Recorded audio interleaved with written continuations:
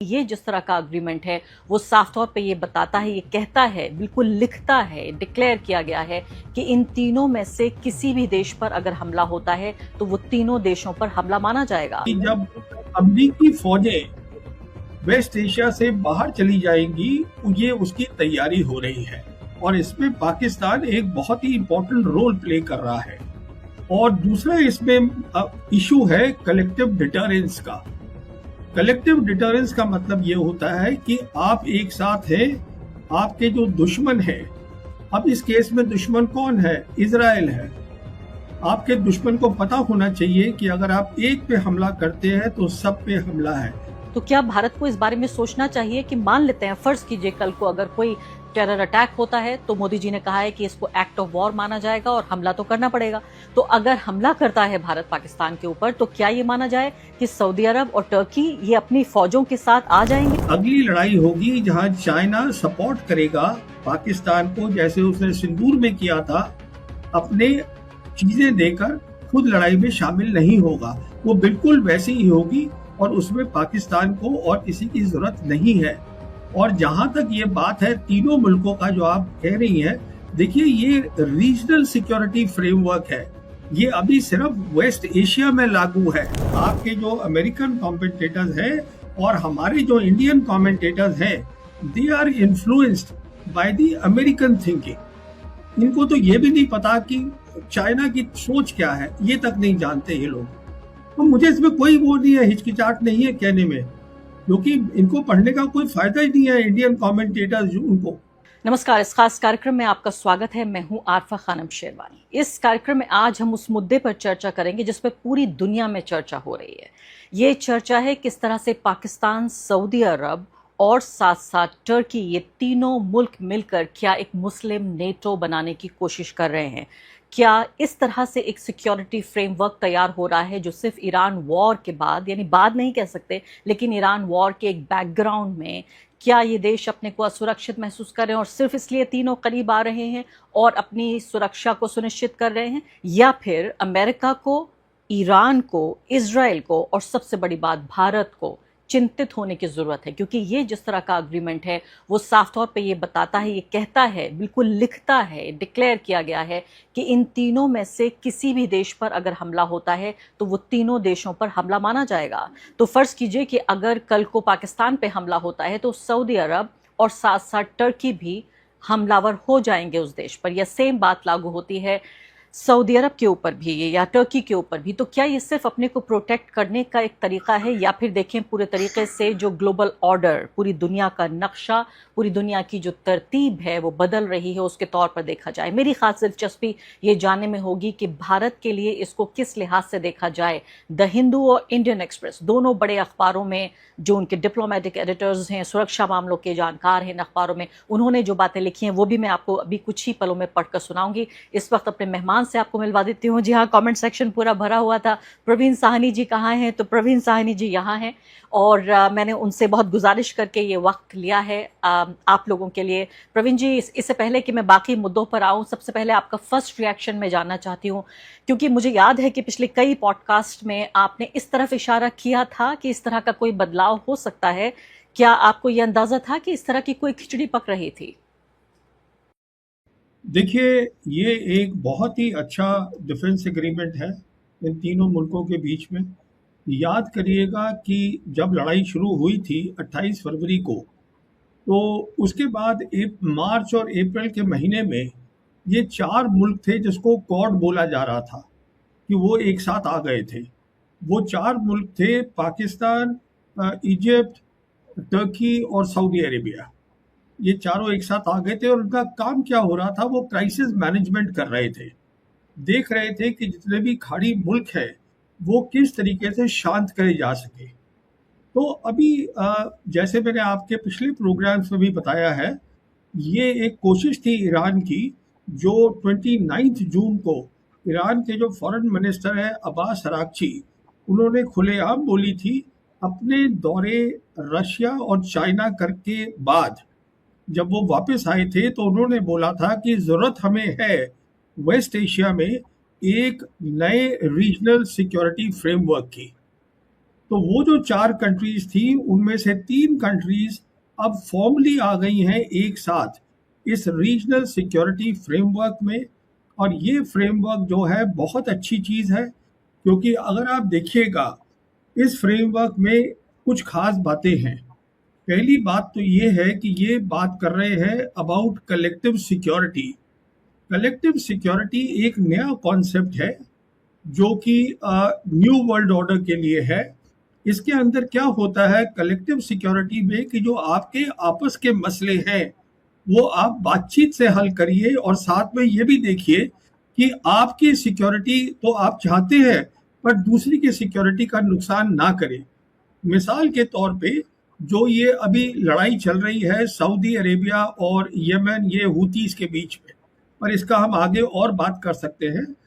तो ये collective security तो एक बात हो गई। तो इसका मतलब ये है कि जब अमरीकी फौजें वेस्ट एशिया से बाहर चली जाएंगी, ये उसकी तैयारी हो रही है, और इसमें पाकिस्तान एक बहुत ही इंपॉर्टेंट रोल प्ले कर रहा है। और दूसरा इसमें इशू है कलेक्टिव डिटरेंस का। कलेक्टिव डिटरेंस का मतलब ये होता है कि आप एक साथ हैं, आपके जो दुश्मन हैं, अब इस केस में दुश्मन कौन है? इजराइल है। आपके दुश्मन को पता होना चाहिए कि अगर आप एक पे हमला करते हैं तो सब पे हमला है। इसका अमेरिका से कोई लेना देना बिल्कुल नहीं है।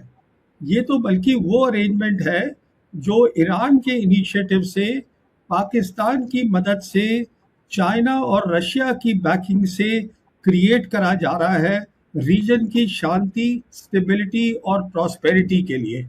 ये एक अलग चीज़ है। और इसके अंदर जो है सारे के सारे जो मुस्लिम कंट्रीज हैं उनको इनवाइट करा जा रहा है कि आप शिया सुन्नी में तकसीम मत करिए अपने आप को, सब एक साथ इसमें काम करिएगा। तो ये तो बहुत मुख्तसर जो है ये इसके बारे में बात हो गई। मुझे हैरानी हो रही है कि आप ये कह रहे हैं कि इसको शिया सुन्नी में ना देखा जाए। कई वेस्टर्न कमेंटेटर्स को सुन रही हूँ, पढ़ रही हूँ, और वो ये कह रहे हैं कि इसको ईरान के खिलाफ देखा जाए, कि एक सुन्नी एक तरह का अलायंस है ये, एक शिया ईरान के खिलाफ।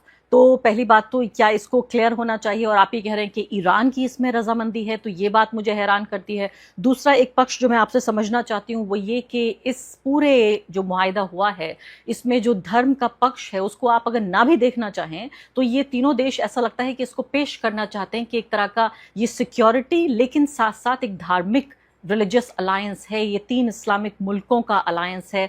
क्योंकि फिर एक वेस्टर्न कमेंटेटर ने ये कहा कि अगर आप इसको इस तरह से पेश करना चाहते हैं, उसको बाकायदा मक्का अकॉर्ड कहा जा रहा है, तो और बाकायदा तीनों देशों के नेता जाके नमाज पढ़ रहे हैं, वहां पर दिख रहे हैं, यानी विजिबली इसको दिखाने की कोशिश हो रही है कि ये एक तरह का मुस्लिम अलायंस है। तो फिर कल को फिक्र इस बात के लिए नहीं होनी चाहिए कि अगर कोई नॉन मुस्लिम अलायंस या एंटी मुस्लिम कंट्रीज अलायंस भी बनने लगे, क्योंकि अगर आप अपने को मुसलमान की तरह पेश करेंगे तो आपके खिलाफ भी उस तरह की राजनीति हो सकती है। देखिए, पहली बात तो ये है, ये अलायंस नहीं है। अलायंस का मतलब होता है मिलिट्री अलायंस। समझने की कोशिश करिए, ये कलेक्टिव सिक्योरिटी है, और ये मक्का में हुआ था इसलिए इसका नाम दे दिया गया है मक्का जॉइंट डिफेंस अग्रीमेंट। अगली बात ये है, आपको इस बात का ध्यान रखना है कि ये जो है, मैं आपको अब डेट्स ही बता देता हूँ कि मैं इस नतीजे पे क्यों पहुंचा हूँ। पर वो डेट्स बताने से पहले जो आपके वेस्टर्न कमेंटेटर्स बोल रहे हैं उनको बताइएगा सबसे पहले जाके 7 अगस्त का जो पाकिस्तान का फॉरेन ऑफिस है उनका जो प्रेस नोट आया है उसको ध्यान से पढ़े और समझे। और उसके बाद उनको ये भी बोलिए, जो टर्किश प्रेसिडेंट है उर्दुगान, उन्होंने अपने कमेंट भी किए हैं इसके ऊपर, उसको इसके साथ पढ़िएगा तो बात एकदम साफ हो जाती है। तो ये कोई नई बात नहीं हुई है। देखिए, ऐसा था कि 28 फरवरी को लड़ाई शुरू हुई थी। हम जानते हैं कि अमेरिका और इजराइल ने धोखे के साथ ईरान पे हमला किया था। उसके बाद फर्स्ट फेज जो थी इस लड़ाई की वो 8 अप्रैल को ख़त्म हो गई थी। उसके बाद आपको बताना चाहूँगा कि 27 अप्रैल को अब्बास अराक्ची जो है वो रशिया गए थे। वहाँ सेंट पीटर्सबर्ग में उनकी 1.5 घंटा मुलाकात हुई प्रेसिडेंट पुतिन से। उसके बाद वो वापस आए और 6 मई को फिर अब्बास अराक्ची गए थे चाइना। वहाँ उनकी मुलाकात हुई वांग ही के साथ। उसके बाद ये जब वापस आ गए तो 17 जून को याद करिएगा एमओयू साइन हुआ था। और जो ईरान है, ईरान ने उस एमओयू का नाम ही रख दिया था इस्लामाबाद एमओयू। और उसका नाम इसलिए रखा था क्योंकि उनको मालूम था कि इस्लामाबाद को इस एमओयू को आगे ले जाने में बहुत बड़ा काम करना होगा। आगे कहाँ ले जाना है अभी आता हूँ।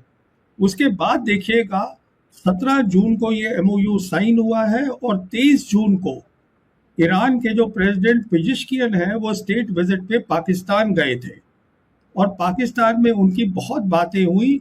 और उसमें एक बात ये हुई होगी, रजामंदी लेनी पाकिस्तान की जो अराकची सोच लाए थे नए वर्ल्ड ऑर्डर की अपने चीन और रशिया के दौरे के बाद, जब वहां रजामंदी मिल गई उसके बाद 29 जून को अराकची ने पब्लिक अनाउंसमेंट करी है न्यू रीजनल सिक्योरिटी फ्रेमवर्क की, जिसमें अराकची ने दो बातें बोली हैं कि इस फ्रेमवर्क के अंदर बाहर की जो मिलिट्री पावर्स हैं दे विल बी एक्सक्लूडेड, वो इसमें शामिल नहीं होंगी इस रीजनल फ्रेमवर्क में।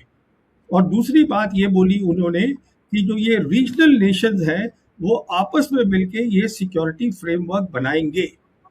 अब मैं आपको ये बताना चाहता हूँ कि ये जो 4 मुल्क थे जो मैं बता रहा था, जो इनफॉर्मल क्राइसिस मैनेजमेंट कर रहे थे, जिसको क्वाड बोला जा रहा था, जिसको बोला जा रहा था ये क्वाड अलायंस है।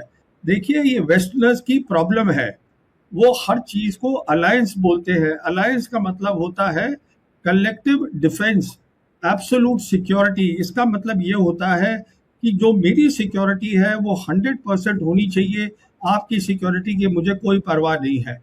अलायंस जो होती है वो लड़ाइयाँ लड़ते हैं, कलेक्टिव सिक्योरिटी में ये नहीं है। इसमें दोनों की सिक्योरिटी को ध्यान में रखना पड़ता है, तो मिडिल रास्ता निकालना पड़ता है, बातचीत से मसले हल करने पड़ते हैं। ये नई सोच है जो अराकची लेकर आए थे अपनी विजिट रशिया और चाइना के बाद। और इसके अंदर फिर हमने देखा है अब पाकिस्तान जो है वो एक बहुत बड़ा रोल प्ले कर रहा है। वो मैं इसलिए बोल रहा हूँ क्योंकि 13 जुलाई को फील्ड मार्शल आसिफ मुनीर ये टर्की गए थे और टर्की में जाके इनकी वहाँ बातचीत हुई टर्की प्रेसिडेंट के साथ, सीनियर मिलिट्री कमांडर्स के साथ। और ये वहाँ से जब सबकी तीनों पार्टीज की रजामंदी हो गई उसके बाद ये अब इन्होंने साइन किया है। जहाँ तक इजिप्ट का ताल्लुक है, जो बातचीत हो रही है, टर्किश के फॉरेन मिनिस्टर बोल रहे हैं कि इजिप्ट भी इसको शामिल करेगा आने वाले वक्त में। मेरे हिसाब से वो थोड़ा मुश्किल रहेगा। इजिप्ट का इसलिए मुश्किल रहेगा क्योंकि ये एक फॉर्मल अग्रीमेंट है और इजिप्ट ने कैंप डेविड अकॉर्ड जो साइन किए थे 1979 के साथ इजराइल के साथ, उसके तहत जो है कुछ क्लॉजेज है। तो इजिप्ट कोई भी ऐसी अरेंजमेंट में नहीं जा सकता जो इजराइल के खिलाफ हो। अब कैसे, तो कहने का मतलब ये है, मुझे मालूम नहीं आपके क्या फॉरेन कमेंटेटर्स बोल रहे हैं, इसका कोई अमेरिका से लेना देना नहीं है। ये अमेरिका की बेसिस आप देख लीजिए वो खाली हो रही हैं, हम देख रहे हैं उनकी जो 19 बेसिस हैं वो खाली हो रही हैं। उनका जो रीजनल हेडक्वार्टर कतर में होता था वो उन्होंने पहले शिफ्ट किया जॉर्डन में, फिर जॉर्डन में भी मिसाइल्स अटैक हुए, ड्रोन अटैक हुए ईरान के, तो अब उसको इजराइल ले गए हैं।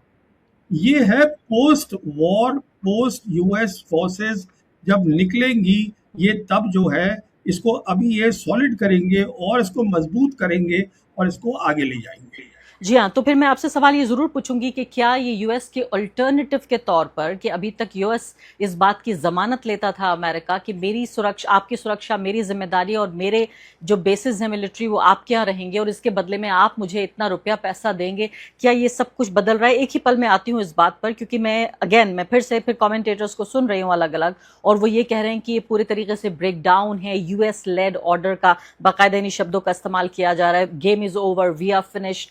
तो मैं आपसे समझूंगी, लेकिन उससे पहले मुझे मालूम है कि भारत के दर्शक खासकर इस बात को समझना चाहते हैं पाकिस्तान के नजरिए से। अब देखिए, द हिंदू ने, मैं यहाँ पढ़ना भी चाहती हूँ साथ में, आर्टिकल छापा है, खासकर इंडियन एक्सप्रेस दोनों ने। वो ये कह रहे हैं कि सऊदी, पाकिस्तान, टर्की, ये जो ट्रिपल, उन्होंने भी अलायंस, आपको इस शब्द से आपत्ति है लेकिन उन्होंने भी इस अलायंस शब्द का इस्तेमाल किया है। ये सिर्फ ईरान के बारे में नहीं है, ये इजराइल के बारे में भी है, और सबसे बड़ी बात यह है कि ये भारत के बारे में है। ये कह रहे हैं कॉन्टेक्स्ट जो है भारत का है और यूएस का घटता हुआ स्ट्रेटेजिक प्रेजेंस वेस्ट एशिया में, उसको दर्शाता है। इसके अलावा वो ये कह रहे हैं कि ये तमाम जो कंट्रीज हैं, यानी इसके अलावा और फिर आगे बढ़ता है ये जो एनालिसिस है।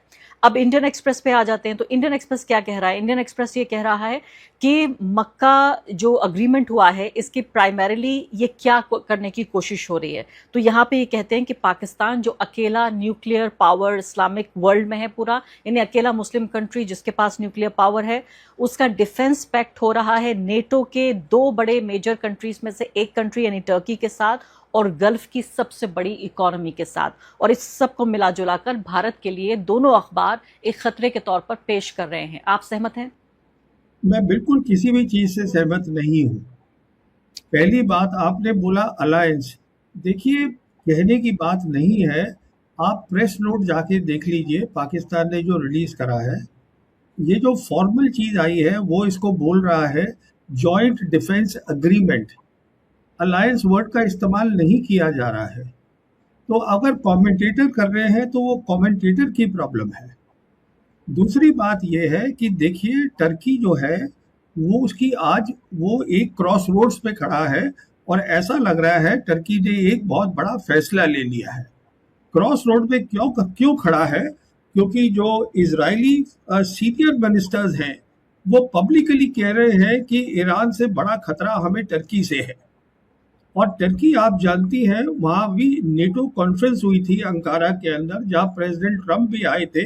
उन्होंने बात करी थी F-35 देने की टर्की को, और इजराइल ने उसको ब्लॉक करवा दिया है। तो ऑब्वियसली टर्की सोच रहा है कि अगर मेरी लड़ाई हो गई इजराइल के साथ तो क्या अमेरिका और क्या आर्टिकल 5 नेटो का लागू होगा कि नहीं होगा? वो नहीं होगा। तो कहने का मतलब ये है, उनको अब बात समझ में आ गई है कि एक नया वर्ल्ड ऑर्डर बन रहा है। उनको समझ में आ गया है कि अमेरिकन एम्पायर एक बहुत शार्प डिक्लाइन में है, बहुत ज़्यादा नीचे चला गया है। उनकी समझ में आ गया है कि अब जो है हमें रीजनल ऑर्डर जो है वेस्ट एशिया में, उसमें शामिल होके और उसके अंदर हमें योगदान देना है। कैसे? देखिए टर्की जो है वो सेकंड लार्जेस्ट मिलिट्री है नेटो की। आम ताम मिलिट्री पावर नहीं है टर्की। टर्की जो है उसके पास बहुत अच्छी डिफेंस टेक्नोलॉजी है, डिफेंस इंडस्ट्री है। और जहां तक पाकिस्तान का ताल्लुक है, पाकिस्तान न्यूक्लियर वेपन कंट्री है। पाकिस्तान के डिप्लोमेटिक टाइज नहीं है इजराइल के साथ। और पाकिस्तान जहां तक इन सब वेस्ट एशियन कंट्रीज का ताल्लुक है, वो इस नतीजे पे पहुंचे हैं, वो हमारी ऑपरेशन सिंदूर के बाद, कि उनकी जो मिलिट्री ताकत है लड़ाई करने की, कन्वेंशनल कैपेबिलिटीज, वो भी बहुत अच्छी है। तो ये सारा जो है, ये ईरान जो सोच लाया था न्यू वर्ल्ड ऑर्डर की, जो बैकिंग है चाइना और अमेरिका, चाइना और रशिया की, ये उसको आगे ले जाने की बात हो रही है। देखिए प्रॉब्लम क्या है कि जो अमेरिकन कमेंटेटर्स हैं, उनको ये न्यू वर्ल्ड ऑर्डर क्या है वो भी नहीं मालूम है। वो इसलिए नहीं मालूम है क्योंकि वो मालूम करना नहीं चाहते। उनके दिमाग में एक बू है कि हम बहुत बड़ी पावर आज भी हैं। वो खत्म हो गया वेस्ट एशिया की लड़ाई में। और ये लड़ाई जो है हार चुके हैं प्रेसिडेंट ट्रम्प।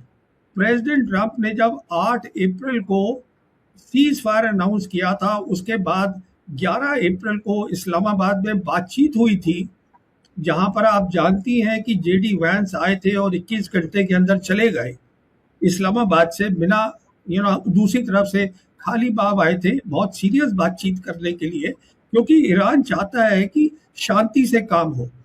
अब ये एक बार वो लड़ाई हार गए हैं तो ऐसा नहीं होगा आप एक काम को 10 बार करिएगा तो उसका नतीजा अलग आएगा, वो ऐसा कुछ नहीं होगा। लड़ाई हारी जा चुके हैं, कोई ऑप्शन नहीं है। ये उसी दिन हारी गई थी जब 8 अप्रैल था। तो कहने का मतलब ये है कि आपके जो अमेरिकन कमेंटेटर्स हैं और हमारे जो इंडियन कमेंटेटर्स हैं, they are influenced by the American thinking. इनको तो ये भी नहीं पता कि चाइना की सोच क्या है, ये तक नहीं जानते ये लोग। तो मुझे इसमें कोई वो नहीं है, हिचकिचाहट नहीं है कहने में, क्योंकि इनको पढ़ने का कोई फायदा ही नहीं है। इंडियन कमेंटेटर्स उनको ये सारी सोच वहां से ला रहे हैं, अमेरिका से। अच्छी बात है, अमेरिका एक ग्रेट पावर है इस मल्टीपोलर वर्ल्ड में, पर दो और भी बड़ी बड़ी ताकतें हैं, चाइना है, रशिया है, और अमेरिका शार्प डिक्लाइन में है। और जो इसका अब हश्र होगा अमेरिका का, जब यहाँ से निकलेगा, तो अमेरिका और जो ये पुराना वर्ल्ड ऑर्डर था, ये अब खत्म हो रहा है। ये हमें समझ इसको समझने में वक्त लग रहा है, और आप कह रहे हैं कि ये न सिर्फ कि वेस्टर्न कमेंटेटर बल्कि इंडियन कमेंटेटर्स भी और भारत के जो पत्रकार और एक्सपर्ट्स भी हैं वो भी उनसे प्रभावित हैं, इन्फ्लुएंस्ड हैं। लेकिन जो मुझे सवाल का जवाब नहीं मिला प्रवीण साहनी जी, वो ये है कि भारत को कितनी चिंता करनी चाहिए। पहली बात तो ये है, सऊदी अरब समझ में आता है कि वेस्ट एशिया का हिस्सा है, लेकिन टर्की आपने हैरान कर दिया, कह रहे हैं कि नेटो का हिस्सा रहने के बावजूद भी अपने को सुरक्षित महसूस नहीं कर रहा है और सोच रहा है कि एक नए ब्लॉक का हिस्सा बनना पड़ेगा, और इसमें काफी वो कमजोर या वल्नरेबल अपने आप को महसूस कर रहा है। अब मुझे बताइए कि पाकिस्तान को क्या पड़ी है, उसकी क्या वल्नरेबिलिटी है? भारत के खिलाफ ही अपना डिफेंस तैयार कर रहा है, इसके अलावा उसको किस बात का डर है? तो क्या भारत को इस बारे में सोचना चाहिए कि मान लेते हैं, फर्ज कीजिए कल को अगर कोई टेरर अटैक होता है, तो मोदी जी ने कहा है कि इसको एक्ट ऑफ वॉर माना जाएगा और हमला तो करना पड़ेगा। तो अगर हमला करता है भारत पाकिस्तान के ऊपर, तो क्या ये माना जाए कि सऊदी अरब और टर्की ये अपनी फौजों के साथ आ जाएंगे और भारत के ऊपर हमला कर देंगे, पाकिस्तान को प्रोटेक्ट करेंगे? देखिए, 3 बातें बताना चाहूँगा आपको। पहली बात तो आई एम सॉरी, मैं फिर से आपको यही बात दोहराना चाहूँगा, ये कोई पैक्ट नहीं है, ये कोई अलायंस नहीं है, ये कोऑपरेटिव एग्रीमेंट है। पहली बात तो ये है। अच्छा, अभी बात आती है भारत की। जहाँ तक भारत का ताल्लुक है, देखिए, पाकिस्तान की जो 4 दिन की क्लैश हुई थी ऑपरेशन सिंदूर में, वो एक खिड़की थी, वो एक विंडो थी कि अगली लड़ाई कैसे होगी। अगली लड़ाई होगी जहां चाइना सपोर्ट करेगा पाकिस्तान को, जैसे उसने सिंदूर में किया था, अपने चीजें देकर खुद लड़ाई में शामिल नहीं होगा।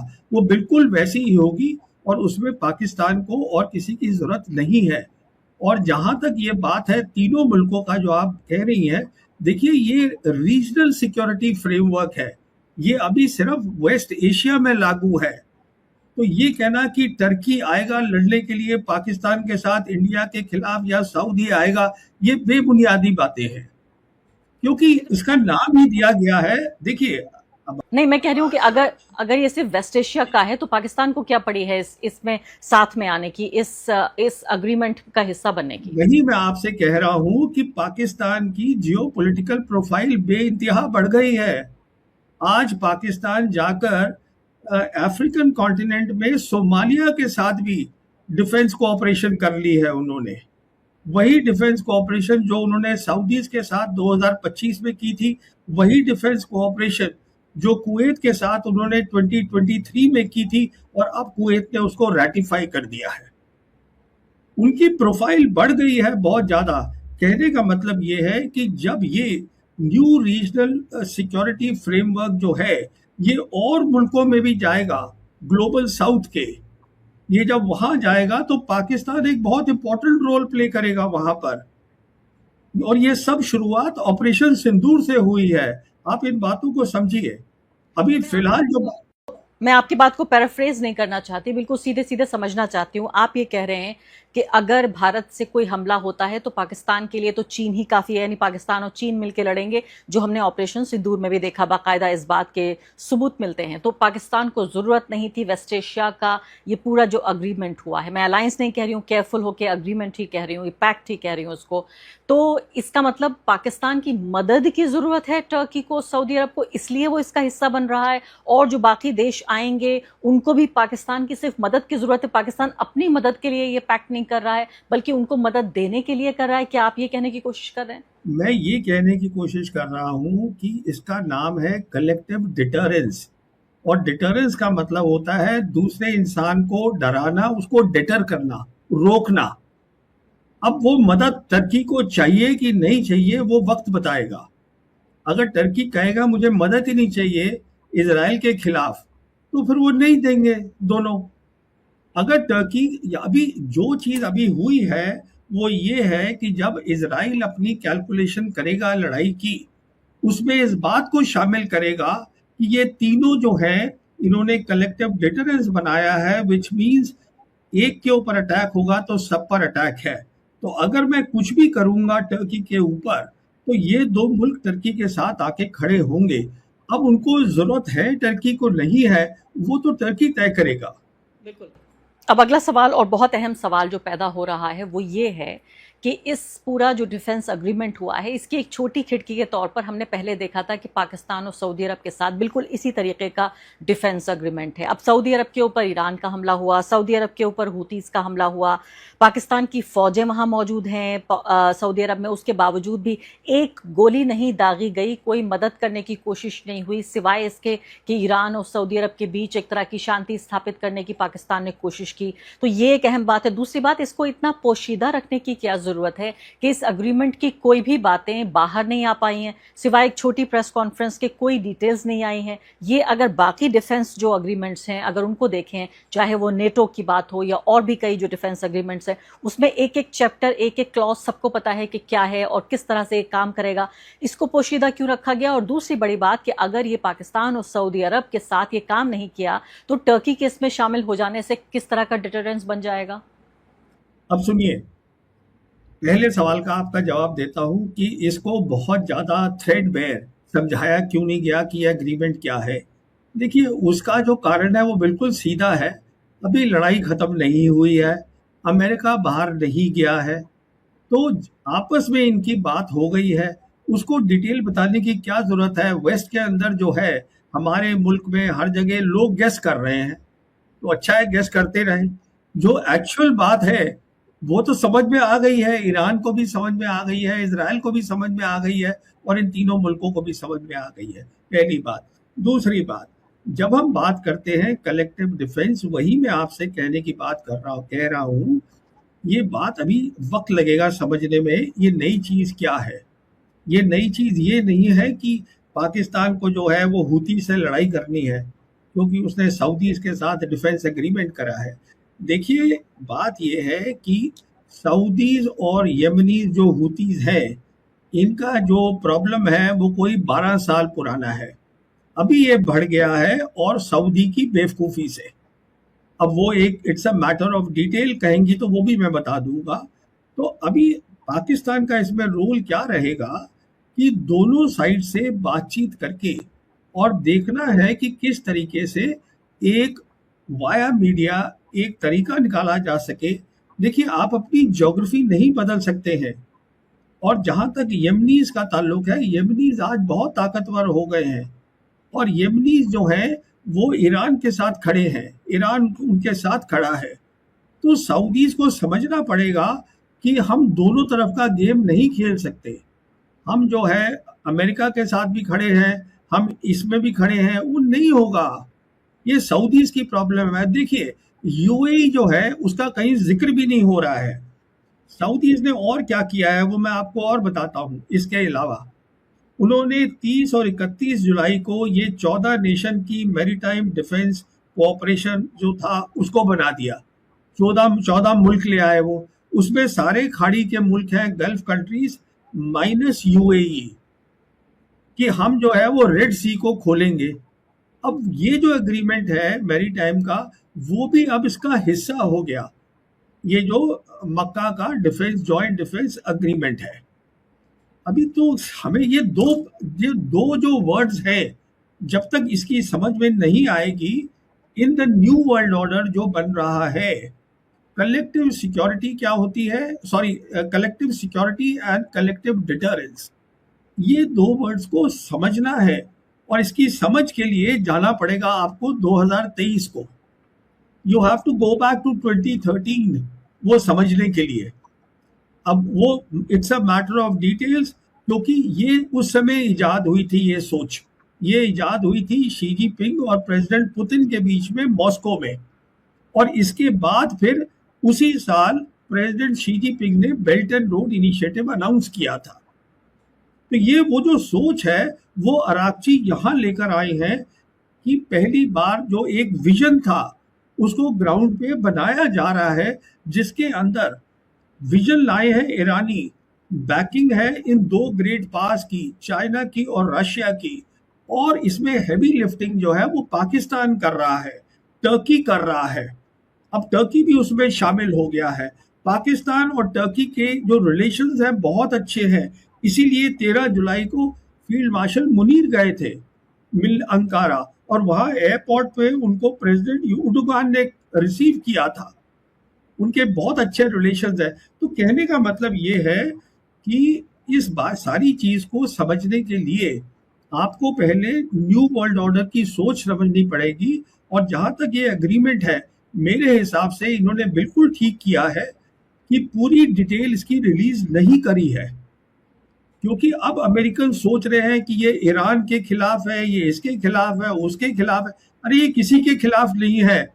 ये अगर खिलाफ है किसी के, तो रीजन में जो मिस्चीवियस कंट्री है, जो टेररिस्ट कंट्री है, वो है इजराइल, ये उसके खिलाफ है। और इजराइल को मैसेज मिल गया है ऑलरेडी। कैसे मिल गया है इजराइल को मैसेज, वो भी सुन लीजिए। इजराइल को कैसे मैसेज मिल गया है कि जो इस साल का पेंटागन जो बजट है, जो मांगा है अमेरिका ने अपनी यूएस कांग्रेस से, जो पीट हेग्सेथ ने मांगा है, जो उनके सेक्रेटरी ऑफ वॉर है, वो बजट है $1.15 ट्रिलियन। और उसके अंदर एक और भी स्टेटमेंट इंक्लूड करी है कि जो अमेरिकन फोर्सेस हैं, अमेरिकन इंटेलिजेंस है वेस्ट एशिया के लिए, वो दोनों को एक साथ काम करना चाहिए।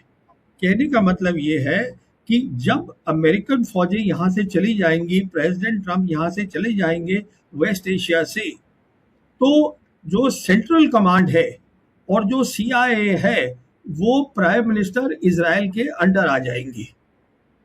ये इसका मतलब है, और ये उसके खिलाफ ये जॉइंट डिफेंस एग्रीमेंट बना है, और इजराइल इस बात को समझता है। बिल्कुल। अब बिल्कुल एकदम आखिरी और संक्षेप में 2 सवाल आपसे। पहली बात तो ये पूछना चाहती हूँ कि आप ये कह रहे हैं सीधे तौर पर किसी के खिलाफ नहीं है, तो मैं आपसे एक बार और सवाल पूछना चाहती हूँ कि क्या ये भारत के भी खिलाफ नहीं है? क्या ये जो इंडियन कमेंटेटर्स अखबार भर रहे हैं, अपने पर्चे सारे रंगीन कर रहे हैं, क्या ये बेवजह फिक्रमंद हो रहे हैं? टीवी चैनलों पर एंकर्स चिल्ला रहे हैं, पुराने जो फॉर्मर फौजीज हैं उनको बुला रहे हैं, सिक्योरिटी एक्सपर्ट को बिठा बिठा के 20-20 लोगों की राउंड टेबल डिस्कशंस हो रहे हैं। क्या ये सब कुछ बेवजह है? क्या इन लोगों को इस बात का अंदाजा नहीं है कि हमें फिक्रमंद होने की जरूरत नहीं है? दूसरी महत्वपूर्ण बात कि कल मैं प्रोफेसर मुक्तदार से बातचीत कर रही थी, उन्होंने कहा कि देखिए दूसरा भी एक और अग्रीमेंट, एक और ब्लॉक बन रहा है जिसमें UAE है, भारत है और इजराइल है। इस पर आपकी क्या टिप्पणी है कि क्या इसके खिलाफ ये अलायंस बन रहा है जहां भारत है, UAE है और साथ साथ इजराइल भी है, और क्या भारत को बिल्कुल चिंता करने की जरूरत नहीं है? देखिए, पहले पे मेरी टिप्पणी ये है, जो हमारे कमेंटेटर्स हैं, जो भी फौजी हैं, उनको पता ही नहीं है न्यू वर्ल्ड ऑर्डर की विजन क्या है। मिसाल देता हूँ, एक न्यू वर्ल्ड ऑर्डर में एक चीज है कलेक्टिव सिक्योरिटी, जो अराकची यहाँ लेकर आए हैं वेस्ट एशिया में। दूसरी है उसमें जिसको बोलते हैं सॉवरेन इक्वालिटी। इसका मतलब ये है कि हर मुल्क, छोटा या बड़ा, उसके पास छूट होनी चाहिए, उसको किसके साथ ट्रेड करना है, किसके साथ नहीं करना है, वो तय करे खुद। इससे जो है जो पूरी ग्रुपिंग है उसको कोई फर्क नहीं पड़ता। मिसाल के तौर पे जो हमारे यहाँ की सोच है वो अमेरिकन सोच है, जहाँ बताया जाता है, अमेरिकन प्रेसिडेंट हम पे दबाव डालते हैं, अब हम तुम्हारे ऊपर 100% टैरिफ लगाएंगे अगर तुम रशियन ऑयल लोगे। इसमें सोच में ये नहीं है शामिल, पहली बात। दूसरी बात मैं ये बताना चाहूँगा, जो ये आप किसी प्रोफेसर की बात कर रहे हैं, अमेरिकन प्रोफेसर, देखिए वो जो सोच थी वो अलग है। वो है IMEC की, जो है ना, वो India middle east Europe economic corridor, वो खत्म हो गया है। इंडिया के वहां से स्टेशन से ट्रेन जा चुकी है, इंडिया नीचे प्लेटफॉर्म पे खड़ा है।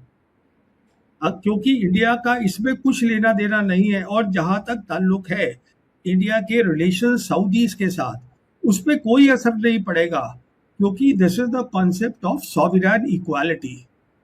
और जहां तक जंग का ताल्लुक है, जंग पाकिस्तान ही करेगा अगर करनी पड़ी, उसमें टर्की और या सऊदी की पाकिस्तान को जरूरत नहीं है। पाकिस्तान जो है, जो चीन उसकी मदद कर रहा है अपनी स्पेस कैपेबिलिटी से और जो बाकी हथियारों से, वो चालू है और वही आएगी।